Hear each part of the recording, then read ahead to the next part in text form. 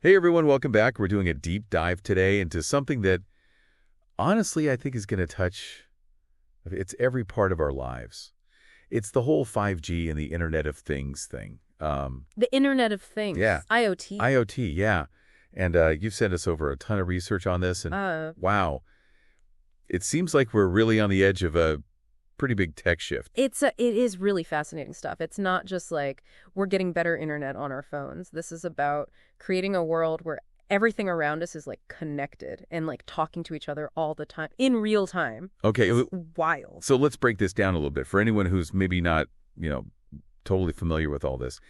Can you give us like the quick explanation of 5G and IoT, what they are and why they matter so much when you kind of put them together? Sure. So 5G is basically the next generation of mobile internet. It's much faster, way less lag, and can handle way more devices than what we have now with 4G.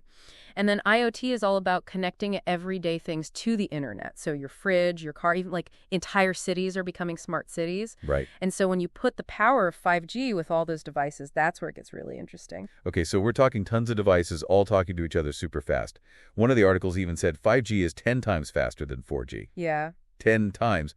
What does that kind of speed actually mean for our listeners out there? Like, how is it going to change things for them day to day? Imagine downloading a whole movie in just a couple seconds. That's the kind of speed we're talking about. But it goes way beyond downloads, you know? That speed and responsiveness opens up so many new things, especially when you consider the low latency of 5G. Okay, hold on.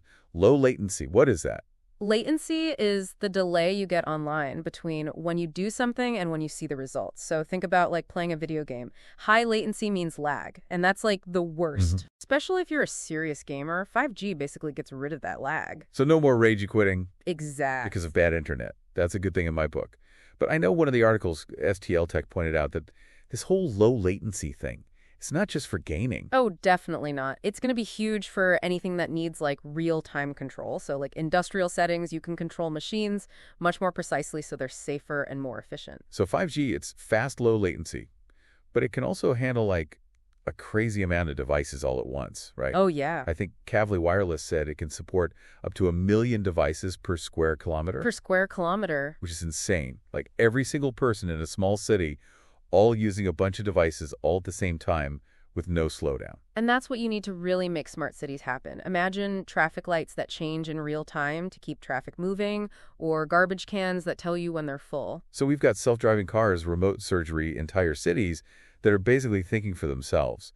Is this stuff really happening already, or is this like way in the future? Yeah. A lot of it is already happening. We're seeing the early stages of this stuff getting used right now. Connected cars are becoming more common. They use 5G to talk to each other and to traffic systems, so smoother traffic, safer roads. Yeah, I was reading about that in latest news. And it's just the beginning. But remote surgery, that still feels like something out of a movie. I know, but it's becoming more possible thanks to 5G. Because of the low latency and the reliability, it's not super common yet, but there have been successful trials, and the benefits could be huge. Think about it. This is blowing my mind. I need a second to process all of this before we keep going here.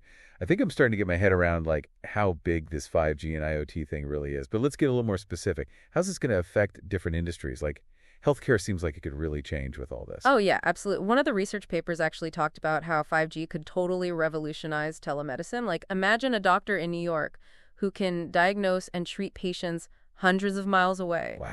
All because of 5G, high speed, low latency, That's incredible. We could really start closing the gap in healthcare access for so many people. Exactly. And it's not just about virtual appointments. Think about remote monitoring of patients, wearable sensors that are tracking your vital signs and sending that data straight to your doctor. Like you could catch problems way earlier. Exactly, before they even become serious. So you can get treatment sooner and prevent bigger issues down the road. Right. That's huge. But what about other industries? I know manufacturing is supposed to be another big one for 5G and IoT. Yeah, definitely. Think about smart factories, where all the machines are not just connected to each other, but they've got sensors and AI built in. They're constantly analyzing data and optimizing everything. So factories that are basically learning and getting better all the time. Yeah. Wow. More efficient, less waste, and you can customize things in ways you couldn't before. I think one of the sources even mentioned remote control of equipment. Oh, yeah. Like you could have experts anywhere in the world monitoring and controlling machines from afar.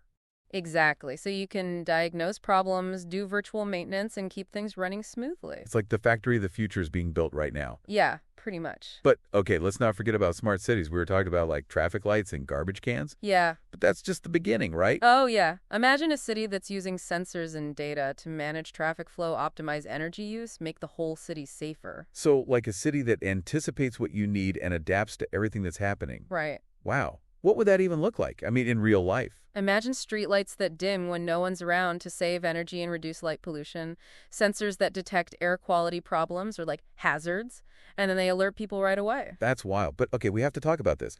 All this talk about connected devices and data sharing. What about privacy? Is all this data being collected safely? That is a really important question, and it's one we can't ignore. There are huge benefits to 5G and IoT, but there are definitely risks too. We've talked about cyber attacks and how important good security is. But then there's the fact that we're going to be generating and collecting so much data. It's kind of overwhelming when you think about it. It is, all those devices constantly sending and receiving information. What does that mean for people like us, the people using this technology every day?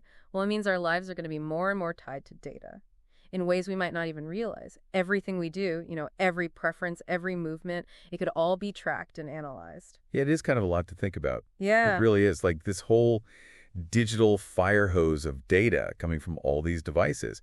So what does that actually mean for like regular people like us, who are going to be using this stuff every day? I mean, it raises some really big questions, like who has access to all that data? What are they doing with it? And are there even rules to stop them from using it the wrong way? So it's not just about some hacker stealing your credit card number. Right.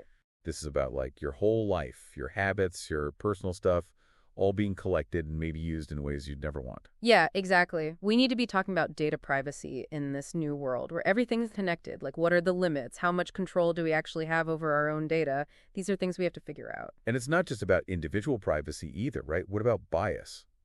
Like in the systems that use all this data. That's a huge point. We're using algorithms to make more and more decisions, like who gets a loan or who gets a job offer. But those algorithms are only as good as the data they're based on. So if the data is biased, the algorithms will be biased too. And that could lead to some really unfair outcomes for people. Exactly. So even with something like technology, we have to be really careful about how we build these systems and how we use the data. Yeah. It's like we're trying to balance all this incredible progress with all these potential problems. It is a balance.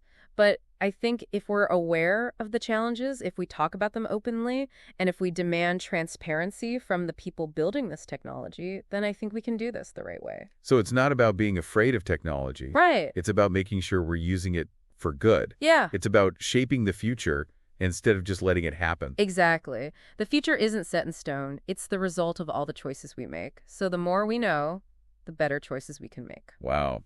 This deep dive has been pretty eye-opening. We started out talking about faster downloads. We ended up talking about data privacy and like the future of society. Yeah, but it's all connected. That's the thing. 5G and IoT can create amazing opportunities, but we have to use them responsibly. So thank you to all our listeners for sending in all this incredible research. It really got us thinking. And to everyone out there listening, remember, the future is in our hands. Let's make it a good one.